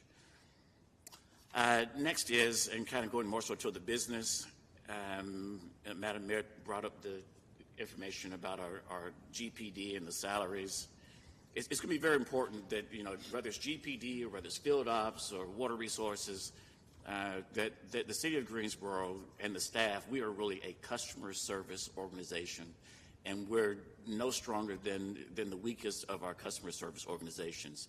It's going to be incumbent upon us as city council members and City Manager Jai Wolbert, as we're looking at our budget, that we make sure that we do all we can to take care of, that we pay, but also compensate. The entire compensation package, as it's not all just pay, there are other things involved, that we make sure that we take care of our employees so that they can continue to take care of our staff. We're growing, we're expanding, we're annexing, we're building houses, we're bringing jobs in. We need the supportive services that come behind that to make sure that we remain the best, the safest, the most exciting community in the United States. And then last but not least, we talked also at the last meeting about data tracking, following up with the different things that we're doing. You know, we're blessed as council members that we have, you know, the city staff and the folks who feed us information, give us information. I heard earlier from Assistant City Manager Wilson that we're upgrading our website. I think it would be also good if we had kind of a snapshot during this meeting, and maybe the city manager is going to do that, but if we had a snapshot of those high-level things that we're really focused on, whether it's housing, what is our housing deficit, and how far along have we come across to that deficit? If it's salaries, but whatever it is, we need some high-level bullets, some summaries that can be shared with our fellow citizens during these meetings so they have an idea. Again, we are blessed. We have information coming and going. But it's going to be important that we transfer that information so that the folks know what we're doing and why we're doing what we're doing. And Madam Mayor, that completes my comments. Thank you. I know Mary Kay looked up the GPD on the departmental website, and it did list some benefits I didn't list, but that's because they're not listed in the classified ad. And it seems to me, excuse me, if we're going to run an ad for people, we should include all the information for the position, just like other municipalities do. And I did run off all the ads for all of these departments. Mrs. Hoffman? Got that backwards. Yes, I have a couple things. I really would like to have a shout out to our Water Resources Department. I got a call on Saturday morning from friends whose son was moving to Greensboro and had leased a house in British Woods. It was the management company for the home was in Atlanta. The utilities were supposed to be intact and then would be changed into his name this week. But at any rate, there was no water. So I texted Mike, and then I actually called the water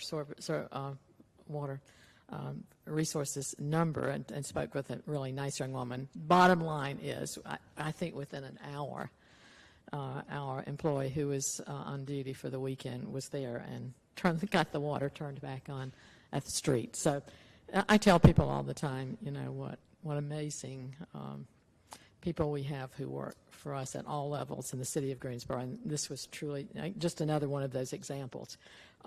Just to add to what Hugh had to say about the private contribution tonight for the Elam Avenue Bridge, which is part of the Lake Daniel Greenway. That bridge had been out of commission for a number of years. And so Peter Reichert, a friend of mine, and Peter and I have worked on a lot of things together, including the Folk Festival, and served on that. He served on that board for 6 years, and Arts Greensboro as well.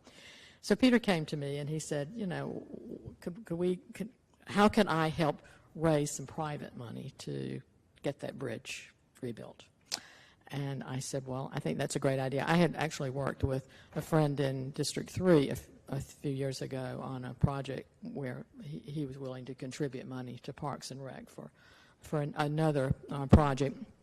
So we sat down and talked about it, and I said, well, you know, if we are going to do this, rather than just, I said, there are other things in the city that need to be done as well. So I said, rather than just making this a District 4, where both of us live, project, you know, let's see what other needs are in the city. And we actually had lunch with you, Goldie, if you remember. And so as a result, Peter created this account at the Community Foundation, and we came up with the name Build Greensboro Together, and he joined Peter in terms of helping to raise some funds, and I helped raise a bit. And so as a result, we've made contributions now to 3 projects in the city, in excess of $30,000 for each of them. So, you know, when we have those opportunities, I think, you know, we have citizens in Greensboro who really want to do something on a private-public partnership. It's just a great example of getting that done. So the other thing that I just wanted to mention tonight, there was a lengthy article in the News and Record front page on Sunday regarding our ABC business in North Carolina, and then there was a follow-up yesterday.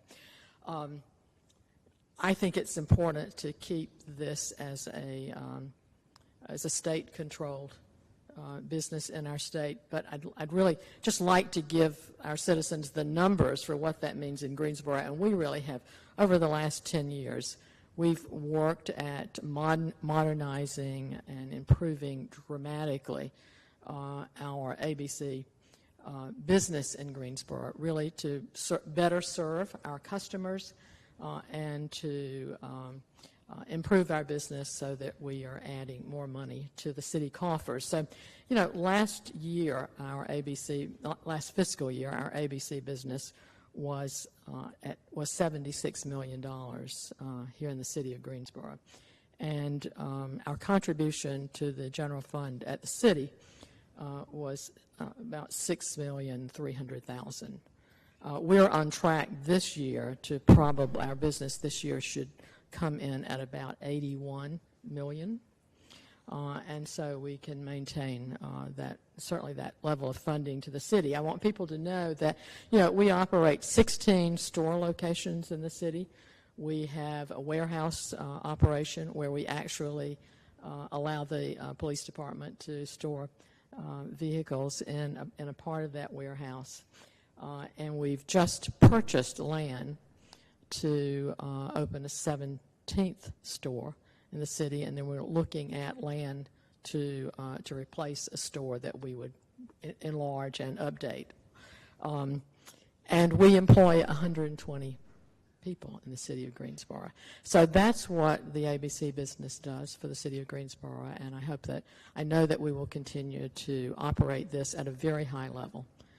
And so I think it's just important for people to understand that business model and what it really does for us.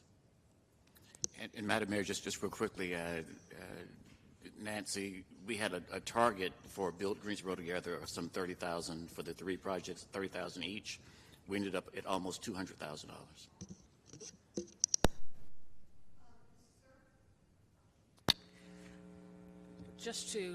I'm not going to repeat several of the comments that were made, though I appreciate everything the city's done and the sports trifecta that was here. I did want to thank our planning department. We are just wrapping up a Fleming Road corridor plan that we've been working on a little over a year, I think, and with tremendous community involvement.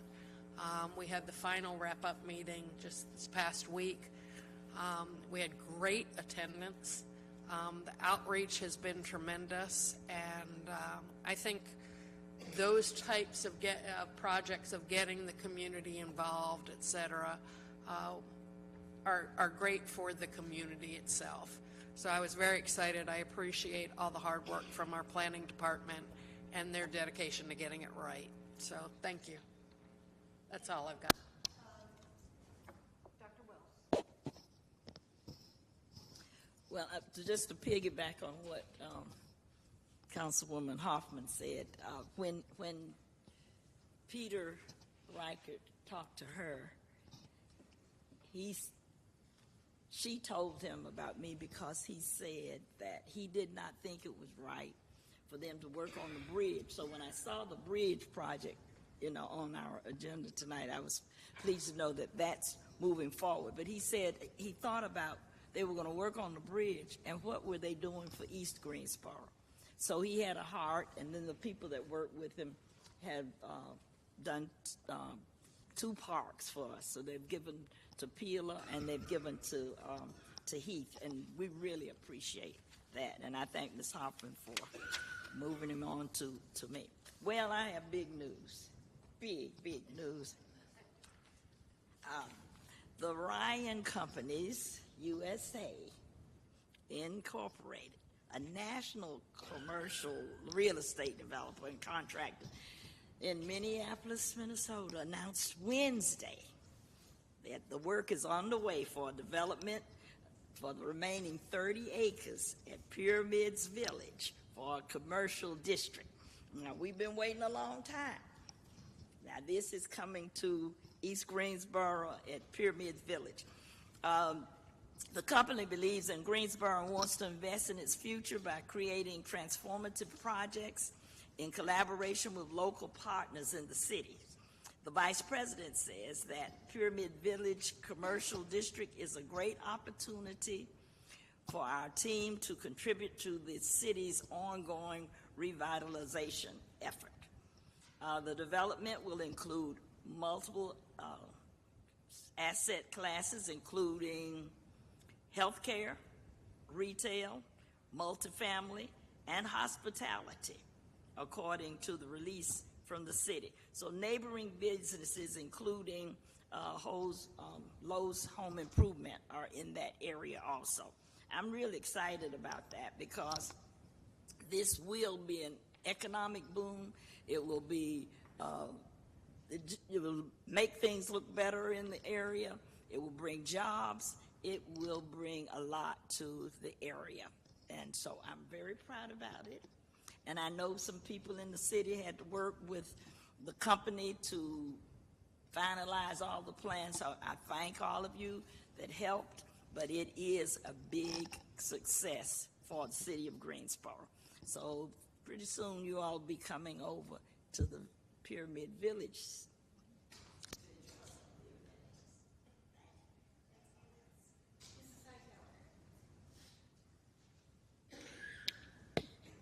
So, thank Mr. Holston for working on this project everybody's talked about for the last hour. Next time, don't put that on the consent agenda. Pull it out. The item about the bridge and all of that.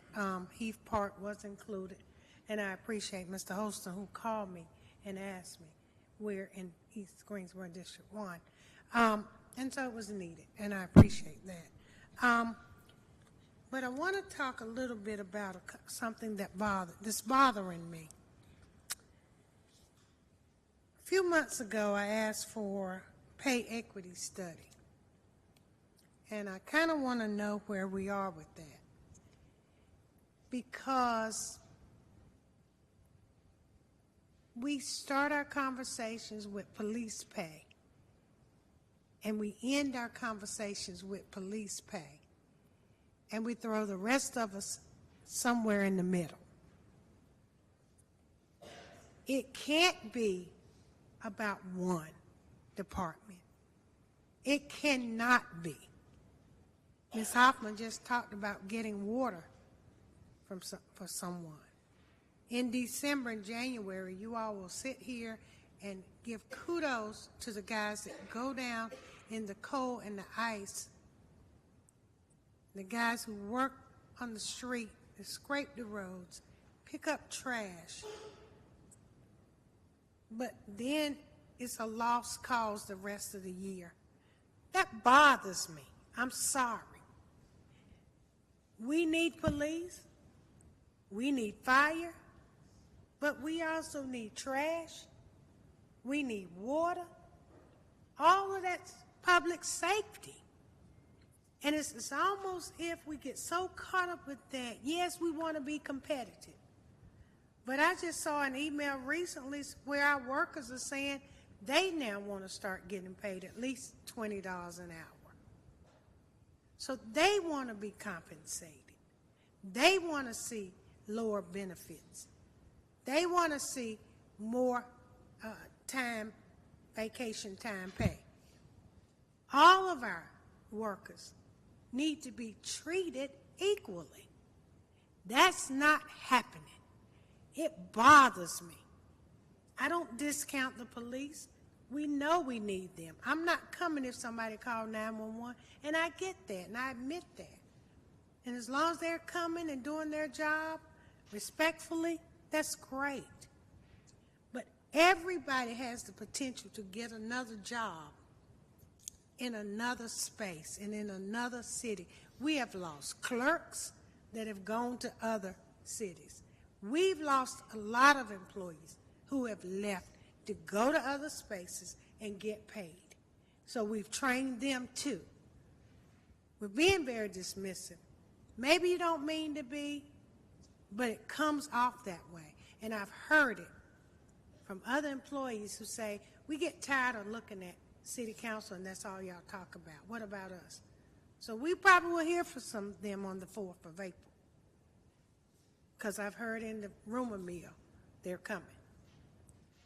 So I just think when we talk about this, we need to talk about it from a fair perspective.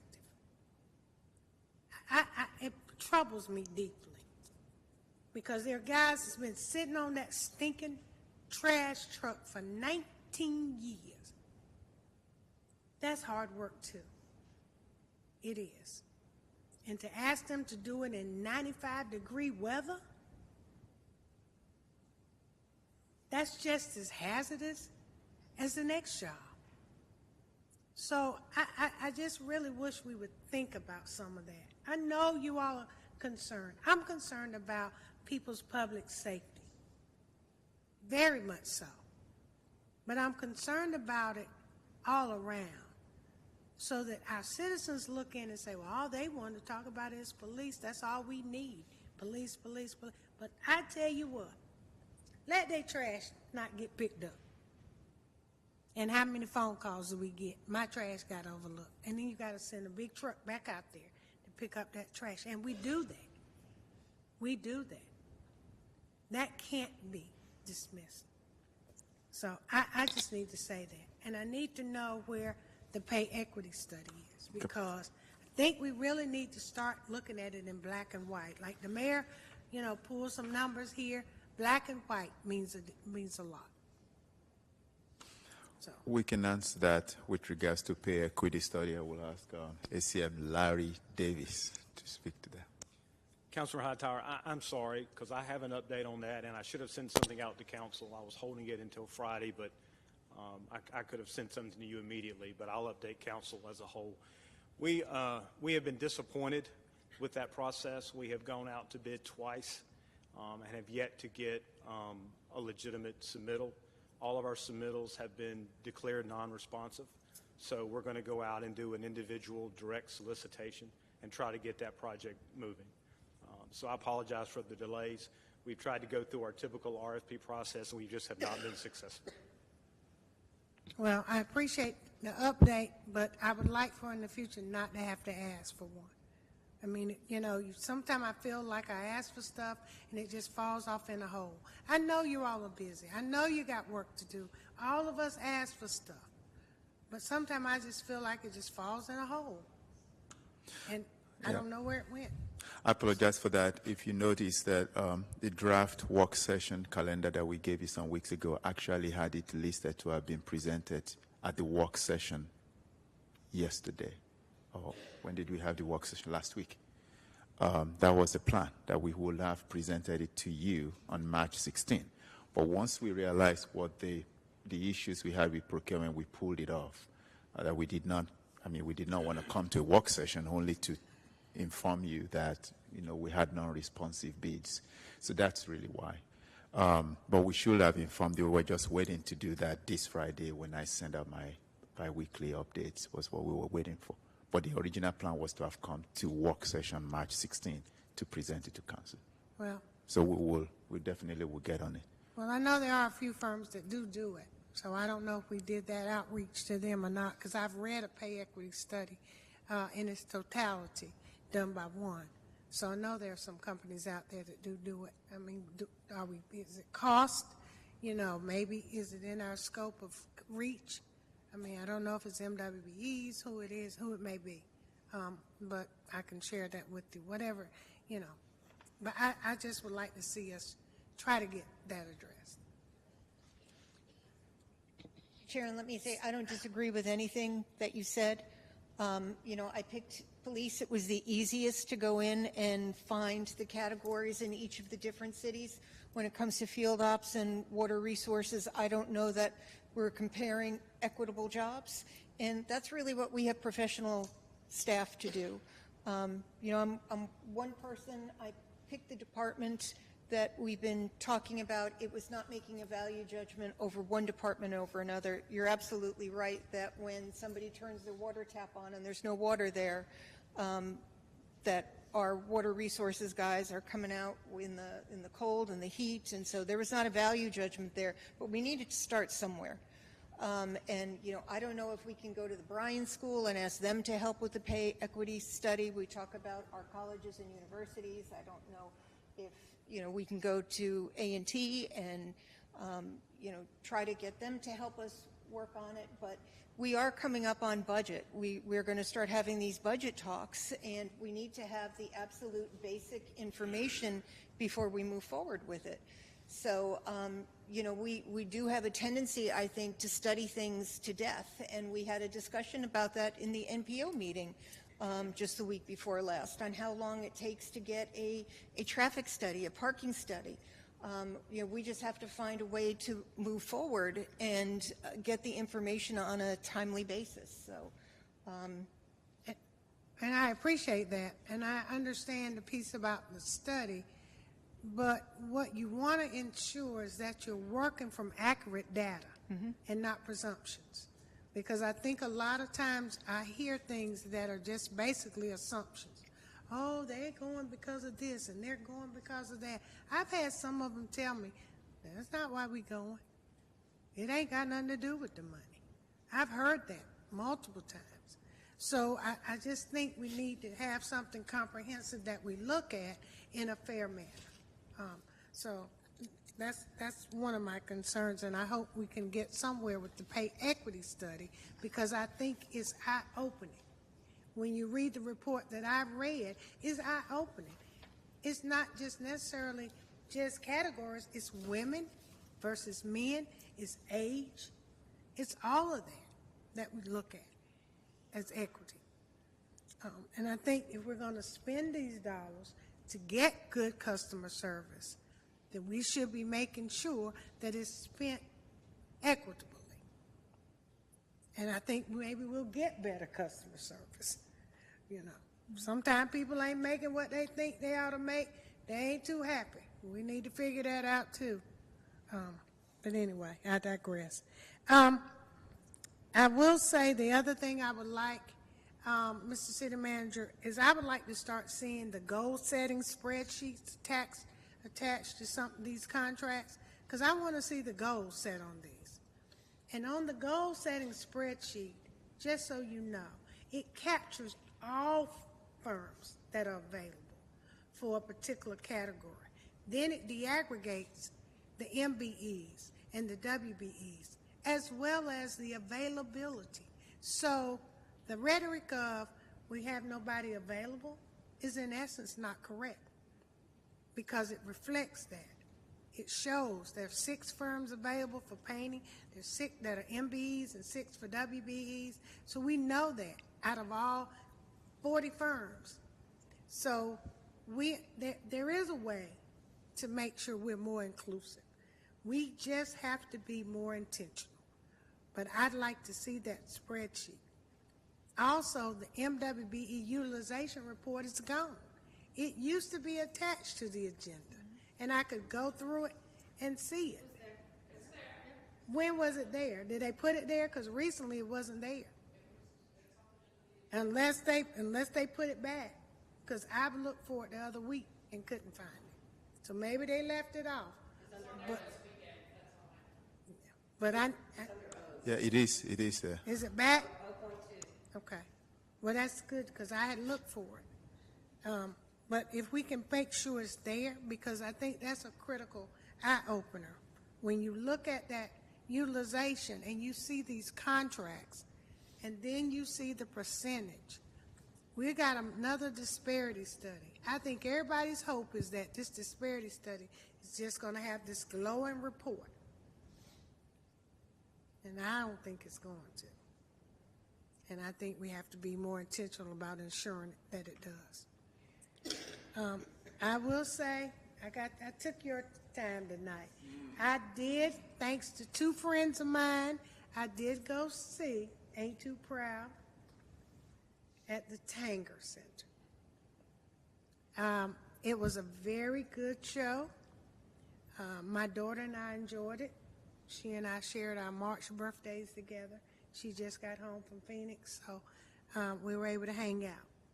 So I really did have a good time, and I really thank my friends who got me those tickets to make sure. Tomorrow, some of us are going to D.C. and some of us are not. We will have a meeting with EPA, I believe Kathy Manning's office as well. I am not going because it is just a short turnaround trip. We will be on a Zoom with EPA in our quest to get $32 million for Bingham Park for remediation. So I thank Phil Fleischman, who's going to go. And then Nasha and I, we're going to be via Zoom. So we expect to come back with a check, we hope.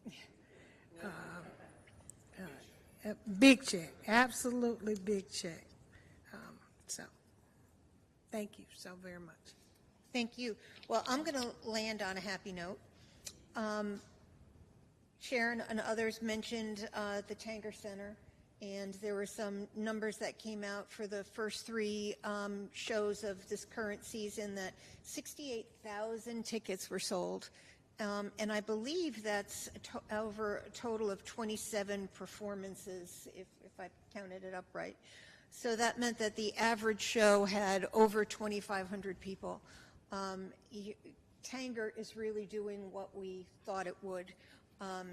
And that it is driving people into Greensboro, and that we are getting the ticket sales. And we know that people are coming from all over. We see it on the Ticketmaster spreadsheets when we want to know what zip code people are coming from, and that's really pretty exciting. I think the other thing is that the audience is diverse. Mm-hmm.